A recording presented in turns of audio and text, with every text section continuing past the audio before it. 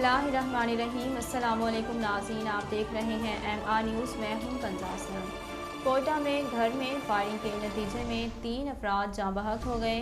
Police के मुताबिक कोयटा के नवाही इलाके नवा कली चौक के एक मकान में नामालूम अफराद ने घुसकर फायरिंग कर दी, जिसके नतीजे में घर में मौजूद 2 खवातीन और एक मर्द समेत 3 अफराद जाँ बहक हो गए, जबकि फायरिंग के नतीजे में 2 बच्चे जख्मी हुए। ताहम मुल्जिमान मौके से फरार हो गए।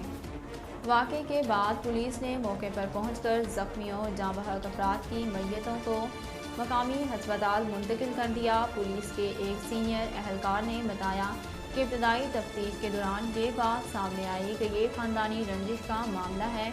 ताहम पुलिस मज़ीद तफ्तीश कर रही है।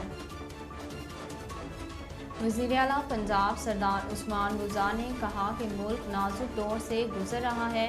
अपने जारी करदा बयान में वज़ीर आला पंजाब सरदार उस्मान बुज़दार ने कहा कि खित्ते की बदलती सूरत हाल के तनाज़ुर में पहले से ज़्यादा इत्तफ़ाक़, इत्तेहाद और यकजहती की ज़रूरत है। उस्मान बुज़दार का कहना था कि मौजूदा हालात में अपोजिशन जमातें 1.5 इंच की मस्जिद बनाकर मनफी सियासत कर रही हैं। उन लोगों को आवाम के मसाइल से कोई दिलचस्पी नहीं।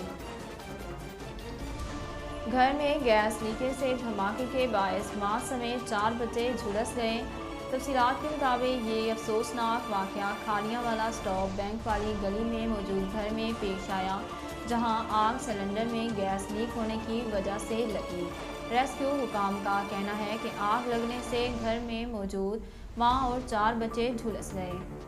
ताहम रेस्क्यू टीम ने माँ और बच्चों को फ़ौरन तिब्बी इमदाद देते हुए डिस्ट्रिक्ट हेडक्वार्टर अस्पताल मुंतकिल कर दिया।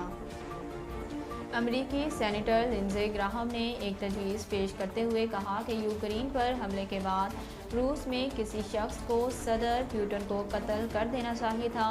गैर मुल्की खबर एजेंसी के मुताबिक एक इंटरव्यू के दौरान सीनियर अमरीकी सेनेटर लिंडसे ग्राहम का कहना था कि पुतिन किस तरह ख़त्म होगा।